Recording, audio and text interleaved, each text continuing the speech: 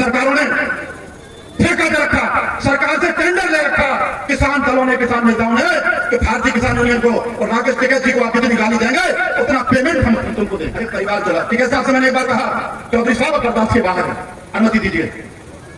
महान नेता, महान पुण्यात्मा बाबा टिकैत के अंश जानते क्या कह रहे थे? सोच नहीं सकते आप। भाई साहब ने कहा, कहते जी अगर मुझे 2 गाली देने से किसी का परिवार का भरण पोषण होता हो तो उसे रोको मत, उससे कह दो कि 2 की जगह 100 दे दो, फिर परिवार को सुखी कर दो। छर्रा में तुड़ाई नहीं होगी, निकल गया। अगर छर्रा क्षेत्र से 100 आदमी भी मंडी में फंस जाएंगे तो ये अलीगढ़ जिला बहुत बड़ा है, अन्य क्षेत्रों से लोग जुटेंगे, सहमति आकर के बैठेंगे, जिला अध्यक्ष मंडल के सारे लोग यहाँ पर बैठेंगे।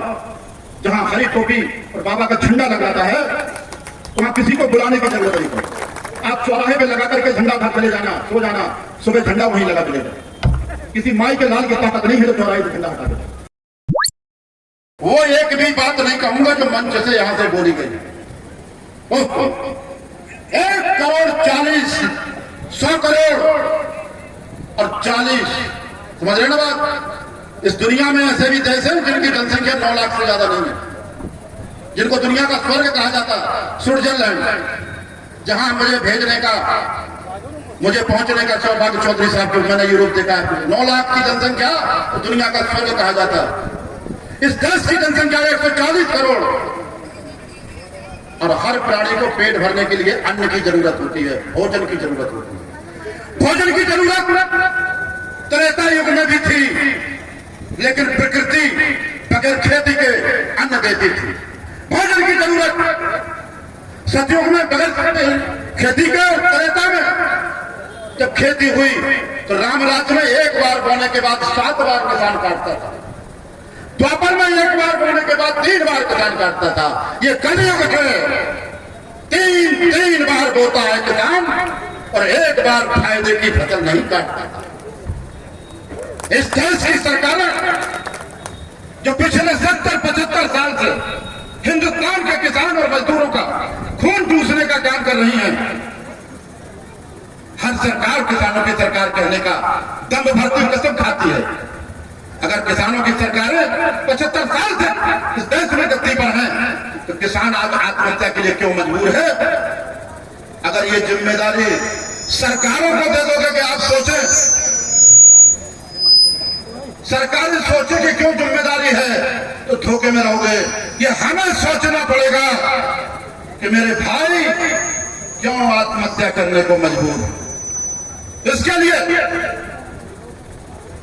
संगठन बनाना पड़ेगा। न जाति का कोई बंधन होगा, न कोई धर्म का बंधन होगा। अगर बंधन होगा तो देश के भविष्य का होगा।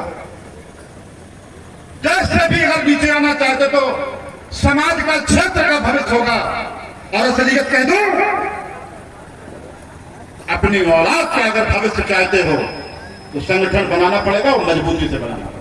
कैसे? क्यों?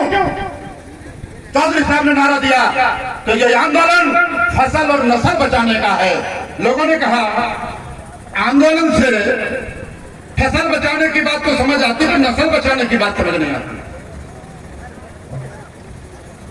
हम बताते हैं आपकी नस्लें कैसे बचे।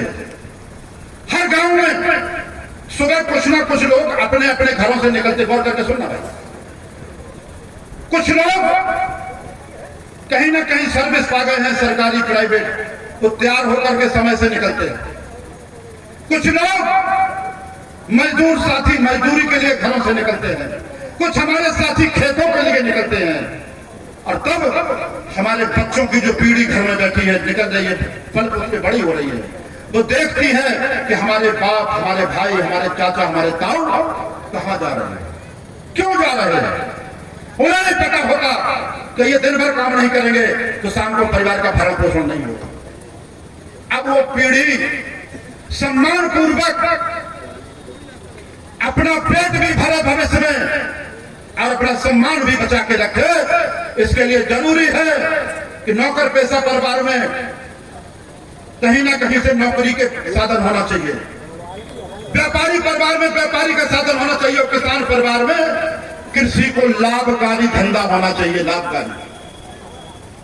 और जब तक खेती लाभकारी होगी। जिंदा तो रह सकते हैं आप किसी तरह, पर अब तरक्की नहीं कर सकते आप लंबे समय तक। आपका परिवार खेती भी नहीं कर सकता, क्योंकि खेती छोड़ने वाले परिवारों की संख्या निरंतर बढ़ती चली जा रही है। कोई नहीं कहता सीना ठोककर, हर कोई कहता कि मेरा बच्चा दुकान रखे है शहर में, कोई कहता मेरा बच्चा प्राइवेट जॉब कर रहा, चाहे वो चपरासी की कर रहा हो। कोई ये नहीं कहता कि मेरा बेटा ट्रैक्टर लेके खेती करने जाता, कोई नहीं कहता। क्यों? खेती को सम्मानजनक धंधा इन्होंने नहीं रहने दिया। क्यों नहीं रहने दिया? सरकार का पैक्ट हुआ है व्यापारियों से। सरकार ने कहा व्यापारियों से बड़े बड़े उद्योग धंधे लगाइए, हम देश की तरक्की करना चाहते हैं। व्यापारियों ने कहा, मैं कम शब्दों में कहूंगा, बहुत सारे बड़े बड़े आयोजन हुए व्यापारियों को लुभाने के लिए, हम उन पर नहीं जाना चाहते। व्यापारियों ने कहा सस्ती जमीन, सस्ती लेबर और सस्ती बिजली दे दीजिए, हम अपने उद्योग धंधे लगा देंगे। सत्ता में बैठे हुए लोगों ने जो सिर्फ नौकर पैसा समुदाय है, ब्यूरोक्रेट जिनको कहते हैं, उनसे बैठ करके समझाइश की कि ये कहां से जनरेट होंगे। उन्होंने कहा जब तक किसान को खेती से नहीं हटाओगे तब तक सस्ती जमीन नहीं मिलेगी, और जब किसान खेती से हटेगा बेरोजगार होगा तो सस्ता मजदूर बनेगा, और तो दो चीजें हो जाएंगी, तो उद्योगपतियों को बिजली माफ कर देना, किसानों की चमड़ी उधेड़ करके बिजली का बिल भर लेना, बात बराबर हो जाएगी।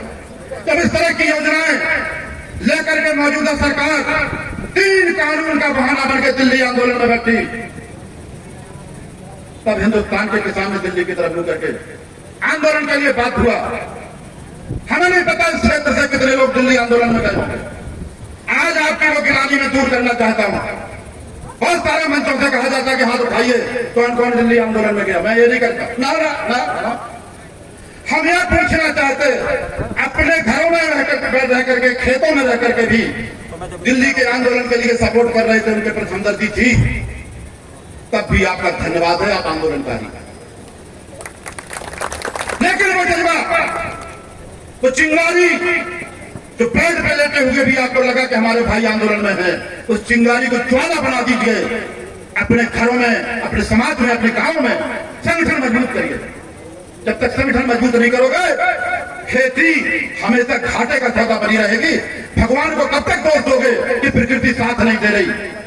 वीर भोग्या वसुंधरा, तो सत्कर्म आपको भी करना पड़ेगा।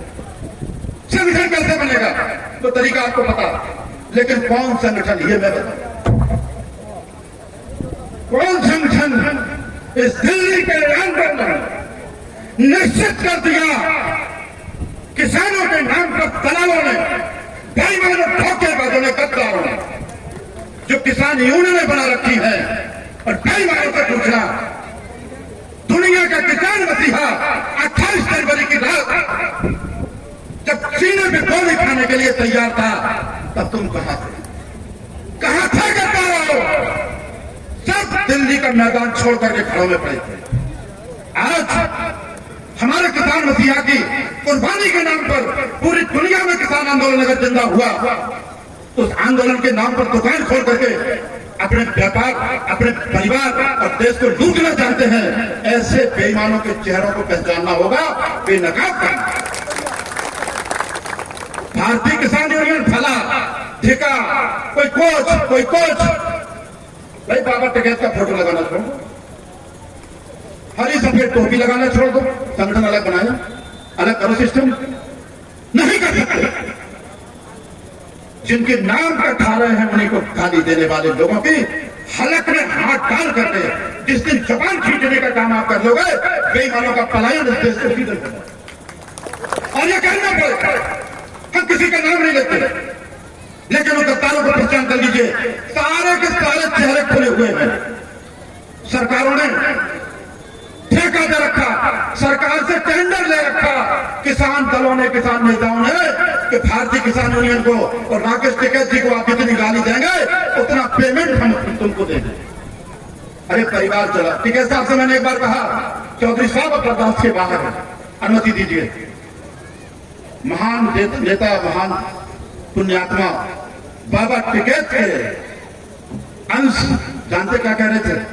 सोच नहीं सकते आप, मैं बता रहा हूं। भाई साहब ने कहा कहते जी अगर मुझे 2 गाली देने से किसी का परिवार का भरण पोषण होता हो तो उसे रोको मत, उससे कह दो कि 2 की जगह 100 दे दो, फिर परिवार को सुखी कर दो। ऐसे सब महात्मा को गाली देने वालों को भगवान माफ नहीं करेगा। लेकिन इस समाज में आपको पहचान करना पड़ेगी। ऐसे भेड़ियों के चेहरे से नकाब खींच के आपको बाहर फेंकना पड़ेगा। छर्रा में तुलाई नहीं होगी। साथी कह रहा था बिजली, माननीय राजपाल शर्मा का जिला है ये, हमारे प्रदेश अध्यक्ष प्रदेश के मालिक हैं संगठन के। संगठन की भीख मांगने की जरूरत नहीं। हम किसान के सम्मान के लिए निकले हैं। सम्मान भीख मांगने से सुरक्षित नहीं होगा। हमें उन बेईमानों की आंख में आंख डाल के बात करना पड़ेगा। आज छर्रा मंडी का ये क्षेत्र है, हम किसी अधिकारी को कोई दोष नहीं देते। अगर आप चाहते हैं कि हिंदुस्तान की कानूनी तरीके से जो तुलाई होती है वो छर्रा मंडी में हो, बिजली आपको पर्याप्त मिले, मीटर ना लगे, तो निकलना पड़ेगा घरों से। ये बिल्कुल नहीं हो सकता कि छर्रा मंडी की तुलाई ठीक हो और आंदोलन बुलंदशहर के लोग करेंगे। ये नहीं चलेगा। मैं इसका सपोर्टर नहीं हूं भाई, क्षमा करना मुझे। पेट में दर्द है तो दवा तुम्हें खाना पड़ेगी। मेरे ऑपरेशन से आपका दर्द ठीक नहीं। निकल गया। अगर छर्रा क्षेत्र से 100 आदमी भी मंडी में बैठ जाएंगे तो ये अलीगढ़ जिला बहुत बड़ा है, अन्य क्षेत्रों से लोग जुटेंगे, सहमति आकर के बैठेंगे, जिला अध्यक्ष मंडल के सारे लोग यहां पर बैठेंगे। और जहां हरी टोपी और बाबा का झंडा लग जाता है वहां किसी को बुलाने की जरूरत नहीं पड़ेगी। आप चौराहे पे लगा करके झंडा घर चले जाना, सो जाना, सुबह झंडा वहीं लगा मिलेगा। किसी माई के लाल की ताकत नहीं है जो चौराहे से झंडा हटा दे। क्षमा चाहते हुए एक टोपी की करिश्मा बताता हूं। एक जगह कुछ लोग पकड़े गए, पुलिस वाले साथी भी खड़े, एक गाड़ी में भर दिए गए। एक साथी अपना था, जेब में टोपी रखता था। जब उसने सोचा कि तो गाड़ी के अंदर तो प्राण बचेंगे नहीं, तो उसने टोपी निकाल के लगा, बैठ गया अंदर। जो जिम्मेदार अधिकारी था घूम के आया, उसने के सारे आ लिए कि हाँ, उसने देखा उनका टोपी वाला कौन बैठा इसमें, इसको बाहर निकालो, नहीं सारा मुकदमा खराब हो जाए। ये एक आदमी सारा मुकदमा खराब कर देगा, सम्मानपूर्वक टोपी बाहर। इसलिए टोपी लगाने में शर्म नहीं, गमछा डालने में शर्म नहीं। और बाबा टिकैत की जिंदाबाद बोलने में भी कोई शर्म नहीं। फिर कह के जाना चाहता हूं, आपने अपने हिस्से की जिंदगी जी ली। हर व्यक्ति से पूछो कि आप क्या कर रहे हैं, क्या था, तो हर व्यक्ति कहता मैं तो अपनी औलाद के लिए मारा जा रहा हूं, कर रहे हैं औलाद के लिए सब कुछ कर रहे हैं। चोरी डकैती से ईमानदारी से लेकर सारे काम औलाद के लिए कर रहे हैं। औलाद का सुरक्षित रहेगी जब घर से निकल के आंदोलन में आओगे। नहीं कभी आंदोलनकारियों का इतिहास लिखा जाएगा तो आपकी भी औलाद पूछेगी कि जब पड़ोसी चाचा ताऊ गांव के हमारे परिवार के लोग जब आंदोलन में थे उस समय आप कहां थे, आपका आंदोलन में नाम नहीं है। तो आने वाली पीढ़ी के सामने निगाह नीची ना करना पड़े, इसलिए निकल पड़ो टोपी लगा करके। छर्रा मंडी की तुलाई ठीक कर लो, बिजली ले लो और फसल और नस्ल दोनों बचा लो। धन्यवाद। जय जवान। धन्यवाद अध्यक्ष जी, आपने बड़ा सही तरीके से समझाया।